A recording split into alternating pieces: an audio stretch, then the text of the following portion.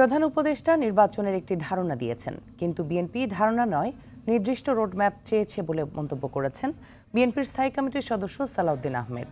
আর স্থায়ী কমিটির আরেক সদস্য মির্জা আব্বাস বলেছেন, সরকার দ্রুত সময়ের মধ্যে জনগণের ভোটাধিকার ফিরিয়ে দেবে।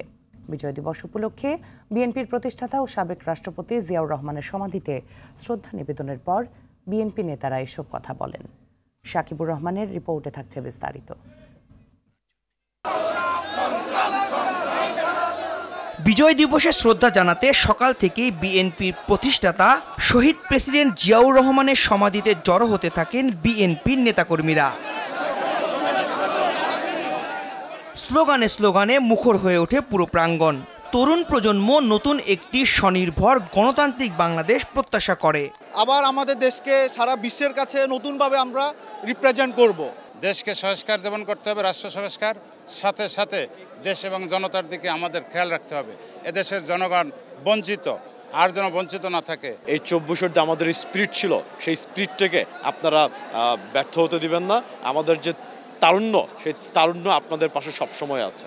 নতুন বাংলাদেশ চাই, একটা গণতান্ত্রিক, মানবিক, মানুষের, জনগণের বাংলাদেশ চাই আমরা, এবং এই দেশের সবার অধিকারটা প্রতিষ্ঠিত হবে, সেটাই চাই। কোনো রকম দানব যেন সৃষ্টি না হয়। তরুণ প্রজন্মকেও তাদের স্বাধীনতা ও সার্বভৌমত্ব ধরে রাখার জন্য প্রয়োজনে রাজপথে রক্ত দিয়ে হলেও আমাদের এই বাংলাদেশের স্বাধীনতা ও সার্বভৌমত্বকে ধরে রাখতে হবে।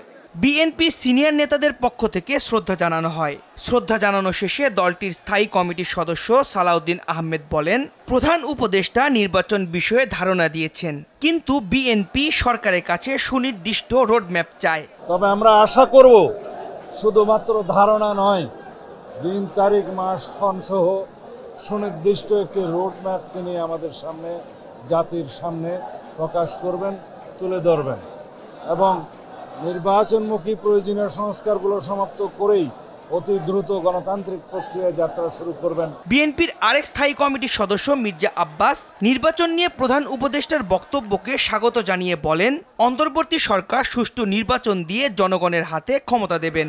আমরা অপেক্ষা করতে রাজি আছি, সংস্কার হবে, অপেক্ষা করব, রাজি আছি, কিন্তু যুগ যুগ ধরে এইভাবে চলতে পারে না। আজকে দেশের অর্থনৈতিক অবস্থা খারাপ, আজকে তার মানুষের দ্রব্যমূল্য ঊর্ধ্বগতিতে, না বিশ্বাস উঠেছে মানুষের। যতক্ষণ পর্যন্ত নির্বাচিত সরকার না আসবে, ততদিন পর্যন্ত এই সমস্যার কোনো সমাধান হবে না। নির্বাচনে যারা পার্টিসিপেট করবে, যারা অংশীজন, তারা যদি চায় উনি যৌক্তিক সময় নির্বাচন দেবেন, সাধুবাদ জানান। বিজয় দিবসে জনগণের ঢল প্রমাণ করে দেশ স্বৈরাচার মুক্ত হয়েছে। অন্তর্বর্তী সরকার দেশের মানুষের প্রত্যাশা পূরণ করবে বলেও আশা করে বিএনপি।